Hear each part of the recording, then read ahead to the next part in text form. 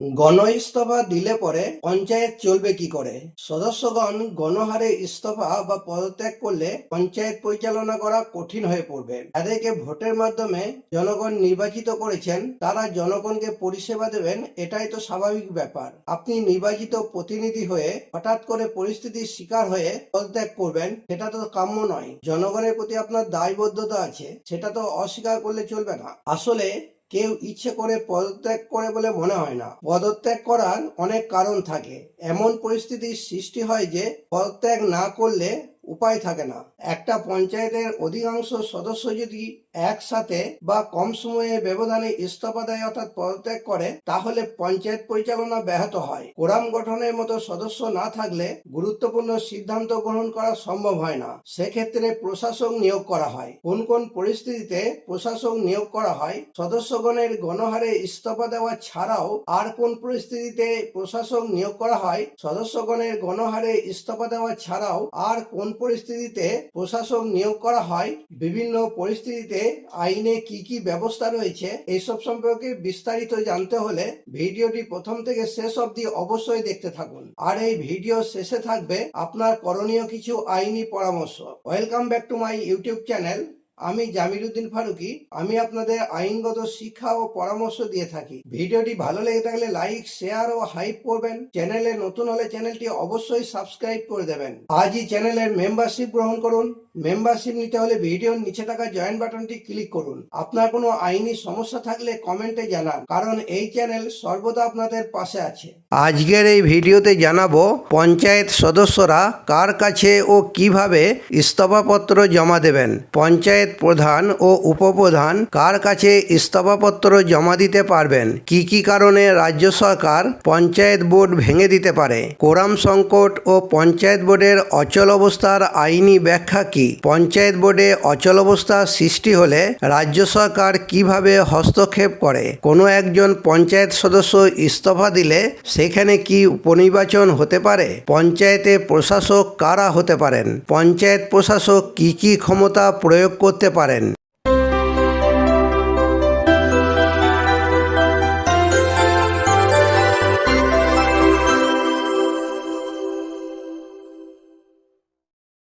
পঞ্চায়েত সদস্যরা কার কাছে ও কিভাবে ইস্তফাপত্র জমা দেবেন?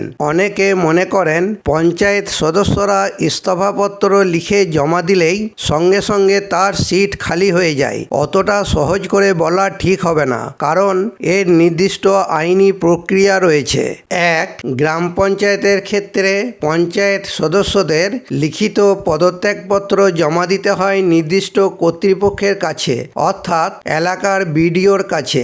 বিডিও বলতে বোঝায় ব্লক ডেভেলপমেন্ট অফিসার, অর্থাৎ সমষ্টি উন্নয়ন আধিকারিক।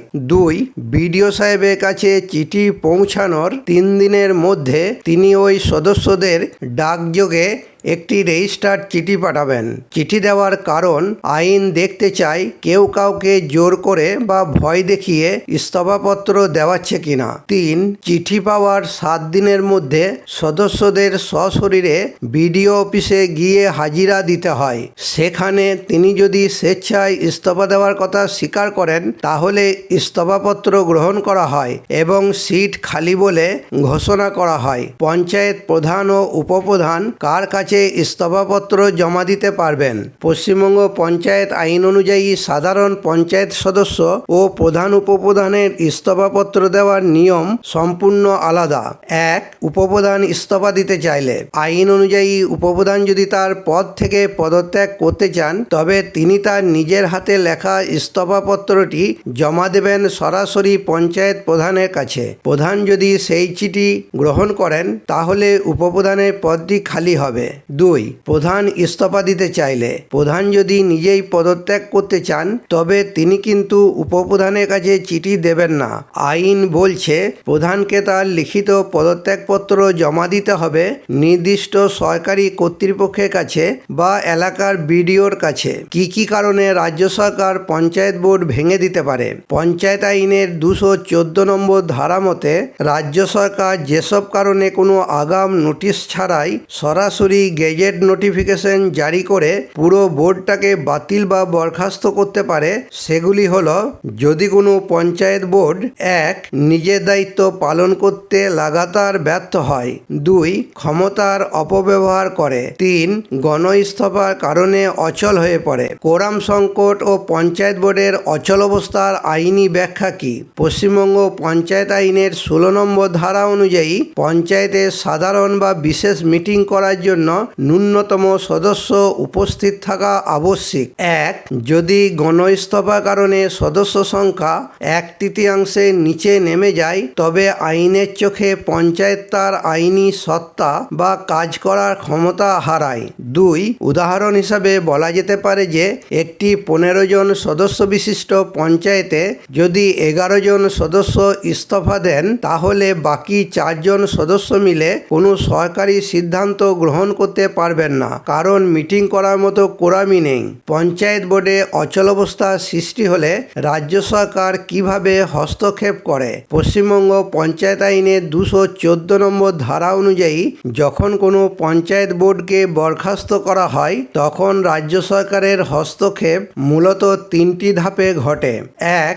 সরকার যেদিন থেকে পঞ্চায়েত বোর্ড ভাঙার অফিসিয়াল নোটিফিকেশন জারি করে সেই মুহূর্ত থেকে পঞ্চায়েত প্রধান, উপপ্রধান এবং বাকি সমস্ত সদস্যদের সদস্যপদ আইনিভাবে বিলুপ্ত হয়ে যায়। 2. আইন পরিষ্কার বলছে বোর্ড ভেঙে যাওয়ার সাথে সাথে ওই গ্রাম পঞ্চায়েতের সমস্ত স্থাবর অস্থাবর সম্পত্তি, পঞ্চায়েত ভবন, গাড়ি এবং পঞ্চায়েত ফান্ডের টাকা সরাসরি রাজ্য সরকারের অধীনে চলে যায়। 3. যেহেতু পঞ্চায়েতের নির্বাচিত প্রতিনিধিরা ইস্তফা দিয়েছেন তাই রাজ্য সরকার অবিলম্বে সেখানে একজন সরকারি আমলা বা অফিসারকে প্রশাসক হিসাবে বসিয়ে দেয়। কোনো একজন পঞ্চায়েত সদস্য ইস্তফা দিলে সেখানে কি উপনির্বাচন হতে পারে? আইন পরিষ্কার বলছে কোনো পঞ্চায়েতের একজন সদস্য ইস্তফা দিলে, মারা গেলে বা কোনো কারণে পদচ্যুত হলে পুরো পঞ্চায়েত বোর্ড ভেঙে যায় না এবং সব সিটে নতুন করে ভোটও হয় না। একে আইনের ভাষায় বলে ক্যাজুয়াল ভ্যাকেন্সি বা অস্থায়ী শূন্যপদ। একজন পঞ্চায়েত সদস্য ইস্তফা দেওয়ার পর তার পদত্যাগপত্রটি যখন বিডিও সাহেব মঞ্জুর করেন তখন ওই নির্দিষ্ট সিটটিকে খালি ঘোষণা করা হয়। পদত্যাগপত্রটি মঞ্জুর করার আগে বিডিও সাহেব কারণ জানতে চেয়ে সদস্যটিকে ডেকে শুনানি করেন। 2. শুনানি শেষে ইস্তফা মঞ্জুর হলে পুরো পঞ্চায়েতে ভোট হয় না। রাজ্য নির্বাচন কমিশন শুধুমাত্র ওই নির্দিষ্ট খালি সিটেই নতুন করে ভোট করায়, যাকে উপনির্বাচন বা বাই ইলেকশন বলে। 3. ইস্তফা দেওয়ার দিন থেকে ঠিক 6 মাসের মধ্যে এই উপনির্বাচন করানো বাধ্যতামূলক। তবে যদি পুরো বোর্ডের মেয়াদ শেষ হতে 6 মাসের কম সময় বাকি থাকে তবে আর আলাদা করে ভোট হয় না, সেই সিটটি খালিই পড়ে থাকে এবং যখন বাকি সব সিটের সাথে সাধারণ পঞ্চায়েত ভোট হবে তখন সেখানে ভোট হবে। 4. উপনির্বাচনে জিতে যিনি সদস্য হবেন তিনি কিন্তু নতুন করে 5 বছর পাবেন না। ওই পঞ্চায়েত বোর্ডের বাকি যেটুকু মেয়াদ পড়ে আছে তিনি ঠিক সেইটুকু সময়ের জন্যই সদস্য থাকবেন। পঞ্চায়েতে প্রশাসক কারা হতে পারেন? পশ্চিমবঙ্গ পঞ্চায়েত আইনের 214 নম্বর ধারা অনুযায়ী পঞ্চায়েত বোর্ড বরখাস্ত হলে রাজ্য সরকার কোনো নাগরিক বা রাজনৈতিক নেতাকে প্রশাসক বানাতে পারে না। এই পদে শুধুমাত্র সরকারি আধিকারিক বা আমলাদেরই নিয়োগ করা হয়। 1. গ্রাম পঞ্চায়েতের ক্ষেত্রে কোনো একটা গ্রাম পঞ্চায়েতের বোর্ড ভেঙে গেলে সেই পঞ্চায়েত চালানোর জন্য রাজ্য সরকার সাধারণত এলাকার বিডিও অথবা পঞ্চায়েত দপ্তরে কোনো এক্সিকিউটিভ অ্যাসিস্ট্যান্ট বা এক্সটেনশন অফিসারকে প্রশাসক হিসাবে নিয়োগ করে। 2. পঞ্চায়েত সমিতির ক্ষেত্রে যদি ব্লকের পঞ্চায়েত সমিতি ভেঙে যায় তবে তার মাথায় প্রশাসক হিসাবে বসানো হয় জেলা শাসক অর্থাৎ ডিএম বা জেলা শাসকের মনোনীত কোনো WBCS অফিসারকে অথবা মহকুমা শাসককে। 3. জেলা পরিষদের ক্ষেত্রে জেলা পরিষদ ভেঙে গেলে রাজ্য সরকার সরাসরি সংশ্লিষ্ট জেলা শাসক অথবা কোনো সিনিয়র IAS অফিসারকে প্রশাসক হিসাবে নিয়োগ করে। 4. আইন অনুযায়ী সরকার চাইলে একজন অফিসারের বদলে 3 বা 5 জন সদস্য নিয়ে প্রশাসক বোর্ড গঠন করতে পারে, তবে সেই কমিটির মাথা বা চেয়ারম্যান হিসাবে একজন সরকারি অফিসারই থাকবেন। পঞ্চায়েত প্রশাসক কি কি ক্ষমতা প্রয়োগ করতে পারেন? পঞ্চায়েত প্রশাসক মূলত 5টি প্রধান কাজ ও ক্ষমতা প্রয়োগ করতে পারেন। 1. আর্থিক লেনদেন ও চেকে সই করা। পঞ্চায়েতের নিজস্ব অ্যাকাউন্ট থেকে টাকা তোলা, কর্মীদের বেতন দেওয়া এবং ক্যাশ বুক মেনটেন করার জন্য প্রধানের স্বাক্ষরের পরিবর্তে প্রশাসকের সই লাগে। প্রশাসকের সই ছাড়া 1 টাকা তোলা যায় না। 2.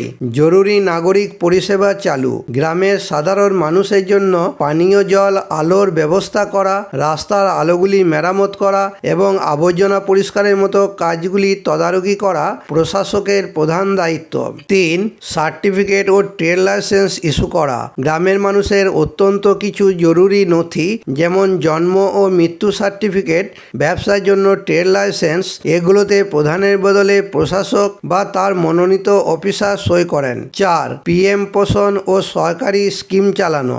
স্কুলে বাচ্চাদের মিড ডে মিল বা PM পোষণ রেজিস্টার খতিয়ে দেখা, 100 দিনের কাজের বকেয়া টাকা মেটানো এবং অন্যান্য রাজ্য ও কেন্দ্রীয় প্রকল্পের কাজ যাতে থমকে না যায় তার পুরো মনিটরিং করেন এই প্রশাসক। 5. পঞ্চায়েতের সম্পত্তি রক্ষা করা। পঞ্চায়েত ভবন, অফিসিয়াল নথিপত্র, ল্যাপটপ, কম্পিউটার এবং পঞ্চায়েতের সমস্ত গাড়ি বা স্থাবর অস্থাবর সম্পত্তির আইনি হেফাজতকারী হন এই প্রশাসক। পরামর্শ: 1. নির্বাচিত প্রতিনিধিদের নিজেদের স্বার্থে ইস্তফা দিলে চলবে না। এলাকার জনগণের উন্নয়নের জন্য কাজ করে যেতে হবে।